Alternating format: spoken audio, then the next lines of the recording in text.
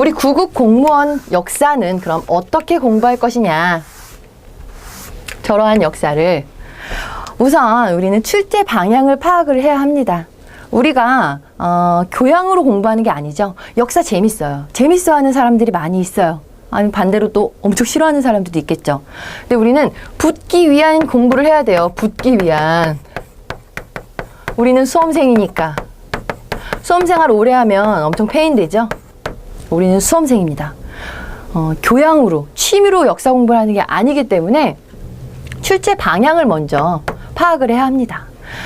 딱 20문제 나오잖아요. 그리고 문제가 그렇게 난이도 있고 깊은 문제가 아니에요, 보면. 그래서 딱딱딱 찍고 넘어갈 수 있을 정도로 중요한 부분을 암기하고 공부하고 가야 되는데, 그거를 뭐 원인 결과를 찾겠다고, 뭐 조그만 거에 집착해가지고, 이거 안 해오면 큰일 날 것처럼 그러시면 안 돼요. 그래서 어떤 문제가 중요하고 어떤 게 시험에 자주 나오는지를 파악을 하셔야 합니다.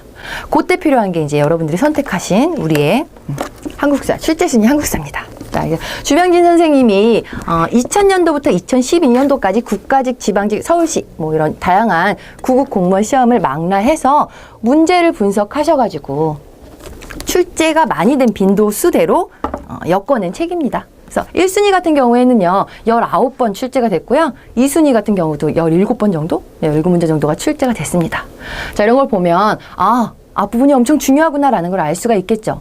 그래서 여러분들이 공부를 하실 때, 이제 처음 이제 공무원 시험을 준비를 하려고 하는데 너무 막막하다. 한국사는 나는 고등학교 이후로는 뭐 들어본 적이 없다라고 생각하시는 분들 있죠.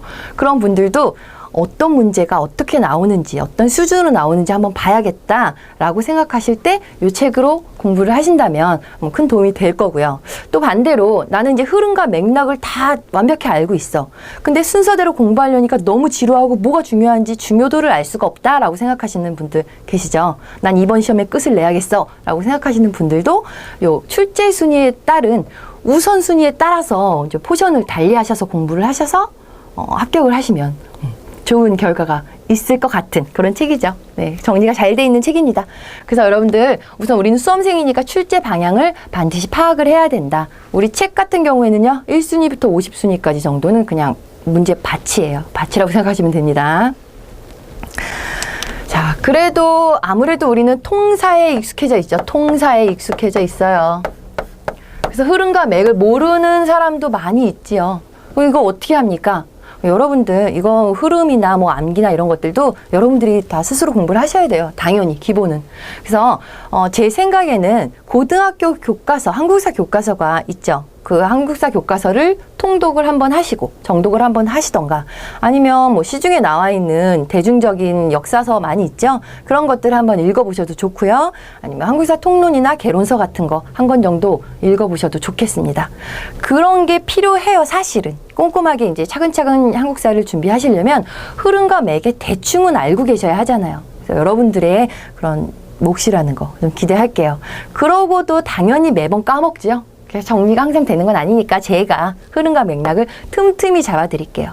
저는 굉장히 정리를 잘합니다. 요약과 정리를 잘해요.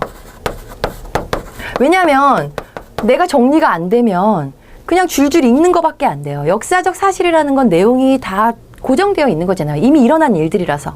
그래서 제가 이렇게 간략하게 정리를 하지 못하면 여러분들한테 유기적으로 이렇게 합쳐가지고 설명을 드릴 수가 없겠죠. 그래서 제가 정리는 잘해서 여러분들께 틈틈이 흐름과 맥락을 잘 말씀을 드리도록 하겠습니다. 우선순위에 따라서. 자, 그리고 여러분들이 하셔야 될 게 이제 암기예요. 역사는 암기 과목이죠. 역사는 암기 과목이에요. 누가 뭐래도 암기 과목이에요.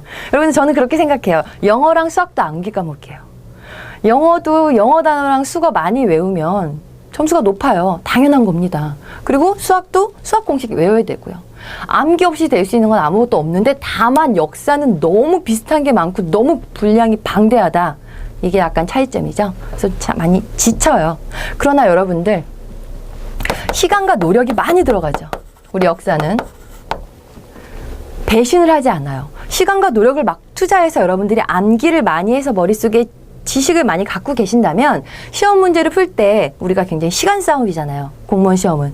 그래서 문제를 풀 때 20문제를 팍팍팍팍 굉장히 허무할 정도로 빨리 풀고 넘어갈 수가 있죠. 그리고 영어를 푸는 거예요. 수학을 풀든가.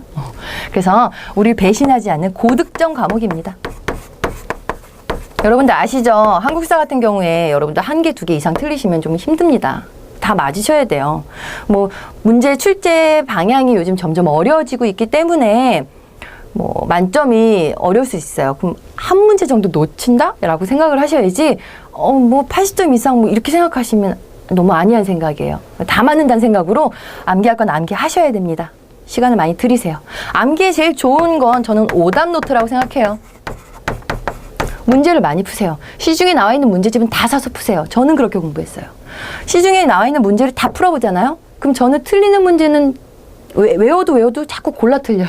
또 틀리고 또 틀립니다. 그래서 오답 노트를 잘 정리해두면 막판에 시험장에 갔을 때 내가 유의해야 될 것을 착착착착 보기가 쉬워요. 100 서브 노트 부럽지 않은 게 오답 노트입니다. 그래서 오답 노트 만들어 두시면 좋겠고요.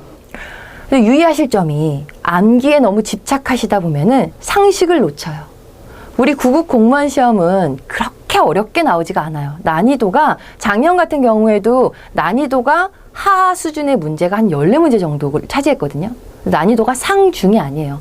굉장히 어려운 문제도 한두 문제 가끔 나오죠. 근데 대부분이 상식적으로 생각을 해도 맞출 수 있는 것들이 가끔 나와요. 그런데 나중에 여러분들 문제 풀고 나중에 봤을 때 내가 이걸 왜 틀렸지 하는 문제가 있죠. 그거는 내가 시험에 너무 집중해서 머릿속에 있는 걸 끄집어내려고만 애를 쓰는 거예요. 그러지 마세요. 마음을 온갖 촉과 상식을 동원해서 시험을 보셔야 합니다. 아시겠죠? 그래서 상식을 놓치지 않는 순에서 쉽게 생각해야 되는 게 9급 시험이에요. 쉽게. 아시겠죠? 너무 깊게 한 번 더 꼬아서 생각하거나 이러면은 틀리는 분들이 많이 있더라고요. 자, 이렇게 해서 여러분들 이제 우리 책으로 교재로 출제 방향을 파악을 하시고 흐름과 맥락은 저와 함께 그리고 암기는 여러분이 홈언론 문제풀이도 여러분들이 시간과 노력을 많이 투자하셔야 합니다. 자, 여러분 포기하지 마세요. 시간이 너무 많이 들고 이렇게까지 해야 되나 싶어도 포기하지 마세요. 강한 사람이 살아남는 게 아니라 살아남은 사람이 강한 겁니다. 포기하지 않고 계속 꾸준하게 정리하시고 공부하시면 당연히 되는 거예요. 의심하지 마세요. 여러분 희망을 가지세요. 힘내세요. 화이팅! 네. 이거는 다시 보여드릴게요, 한번. 네. 몇 분 정도 나왔어요?